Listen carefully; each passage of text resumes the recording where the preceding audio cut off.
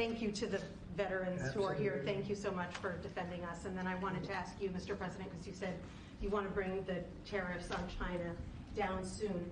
How soon do you want to bring the tariffs on Chinese goods Well, down? that depends on them. We have a situation where we have a very, very great place. It's called the United States of America, and it's been ripped off for years and years. These people know it. We talked about it before you came in. We've been ripped off by every country in the world, practically, and friend and foe. And we're not doing that anymore. So what's happened is Howard, how many countries have we spoken to already? 90. And they all want to make deals, and we're going to make deals, but they're going to be fair deals. They're not going to be rip-off deals. And, you know, we were losing almost $5 billion a year. No country can do that. And now we have it down almost to even, maybe even better than even, because of the tariffs on cars and aluminum and steel. We have tariffs 25% on cars, aluminum, and steel. There's a rush to build new steel plants, a rush to build new aluminum plants, and a biggest rush I've ever seen, that we've ever seen, to build car plants. We have like 11 of them or something, big ones, where you guys maybe work. Maybe you won't want to work. You'll do something else instead of that. But if you like cars, you'd like to work at one of these plants, the biggest plants in the world. 3 of them have left Mexico before construction started, 1 of them during construction. And they're coming to this country. They're coming back. Don't forget, and we get along great with Mexico, but Mexico took 32% of our car building business. So it's... President Donald Trump was asked a direct question: how soon do you want to bring the tariffs on China down? And his answer? Let's just say it wasn't as straightforward as some might hope. In this video, we're diving into Trump's full response, what it means for U.S. China relations, and how it could impact the global economy. Stay tuned, because what he said goes way beyond just tariffs. Right out the gate, Trump deflects. Instead of giving a timeline, he shifts focus to the broader issue of the U.S. being ripped off by foreign nations' friend and foe. His message: the U.S. isn't playing nice anymore when it comes to trade. Trump claims that tariffs have sparked a renaissance in American industry's steel plants, aluminum production, and car manufacturing all getting a boost. He highlights that multiple auto plants are now shifting from Mexico to the U.S. Amazing what's happened. Remember this number, anywhere from $3 to $5 billion a day. That's not $1 million, that's $1 billion a day. Nobody can even imagine it. And that's what we were losing. And, you know, hence we have $36 trillion in debt and everything else. And in the end, I think what's going to happen is we're going to have great deals. And by the way, if we don't have a deal with a company or a country, we're going to set the tariff. We just set the tariff. It's something that we think that will happen, I'd say, over the next couple of weeks. Wouldn't you say? I think so. Over the next 2-3 weeks, we'll be setting the number.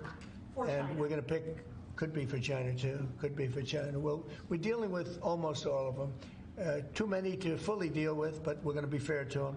But we're dealing with a lot of countries right now, and could be with China, but maybe we'll make a special, a deal, and we'll see what it will be. Right now, it's 145%. That's very high. It got there because of the fentanyl. They're sending, massive amounts of fentanyl into our country and killing a lot of people, probably 200,000 plus a year, wiping them out. You probably all have friends who were killed. Somebody was killed in your family or your friends with fentanyl, and somehow it's made almost exclusively in China. And as you know, we essentially taxed them 10 and then another 10. We also taxed Mexico 25, and we taxed Canada 25. And that's the kind of money that's what's pouring into our country right now. And it's gotten us down from losing $3 to $5 billion a day to actually making money, but breaking even, let's say, but we're going to make a lot of money.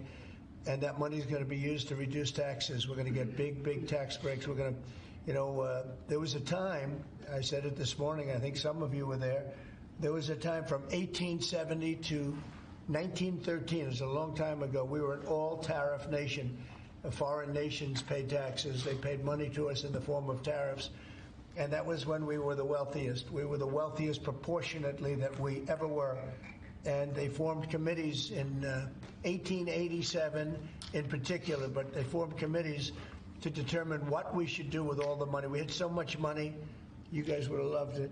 We had so much money, they didn't know what to do with it. We gave it away to different causes, and you haven't seen that too much anymore, although we give plenty away, but now we shouldn't be giving it away. We have to take care of ourselves first, right? Absolutely. But we were very wealthy, and proportionately the wealthiest we ever were. We built the Panama Canal. Jimmy Carter gave that away for $1, by the way.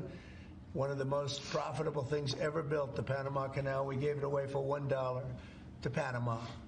Why? I don't know. Nobody knows, but that's what we had. We had people like that sitting behind this desk, and that shouldn't have happened. Panama Canal, it was the most expensive thing ever built by our country in history.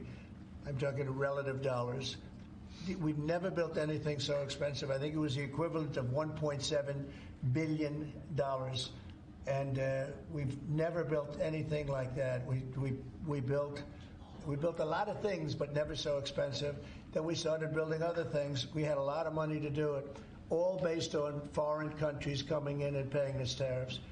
And we're doing that again, and I think we're going to make so much that we're going to be able to reduce taxes in this country by a lot.